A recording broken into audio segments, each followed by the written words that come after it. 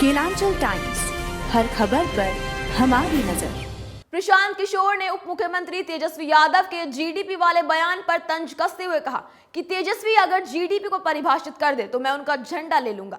बिहार में जन सुराज पदयात्रा पर निकले प्रशांत किशोर ने कहा कि कुछ दिन पहले देखा होगा कि महाज्ञानी उप मुख्यमंत्री ने कहा कि जीडीपी तो सबसे ज्यादा बिहार की है, उनको ये समझ ही नहीं है कि जीडीपी है क्या। पीके ने तेजस्वी यादव पर तंज कसते हुए कहा, जो स्कूल नहीं गया, फेल हुआ और पिछली बेंच पर बैठा वही यहाँ का नेता है, वही बता रहा है कि यहाँ विकास हो रहा है, उसे विकास लिखने नहीं आता। किस शब्द को लिखने में बड़ी ई की मात्रा का प्रयोग होता है या फिर छोटी ई का। देश के चर्चित चुनावी रणनीतिकार प्रशांत किशोर ने बुधवार को उप मुख्यमंत्री तेजस्वी यादव के जीडीपी वाले बयान पर तंज कसते हुए कहा कि तेजस्वी अगर जीडीपी को परिभाषित कर दे तो मैं उनका झंडा ले लूंगा। बिहार में जन सुराज पदयात्रा पर निकले प्रशांत किशोर ने कहा कि कुछ दिन पहले देखा होगा कि महाज्ञानी उप मुख्यमंत्री ने कहा कि जीडीपी तो सबसे ज्यादा बिहार की है, उनको ये समझ ही नहीं है कि जीडीपी है क्या।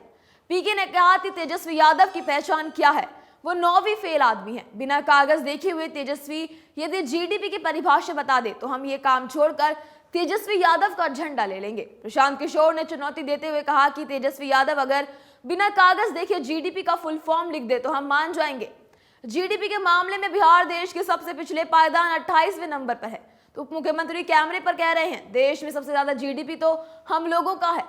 तेजस्वी यादव की बस यही पहचान है कि वे लालू प्रसाद के पुत्र हैं। पीके ने कहा, जो स्कूल नहीं गया, फेल हुआ और पिछली बेंच पर बैठा वही यहाँ का नेता है, वही बता रहा है कि यहाँ विकास हो रहा है, उसे विकास लिखने नहीं आता। कि इस शब्द को लिखने में बड़ी ई का प्रयोग होगा या फिर छोटी ई का। अभी आपने कुछ दिन पहले देखा ही होगा कि महाज्ञानी उप मुख्यमंत्री तेजस्वी यादव ने कहा था कि जीडीपी तो सबसे ज्यादा बिहार की है, उनको समझ ही नहीं है आखिर जीडीपी है क्या।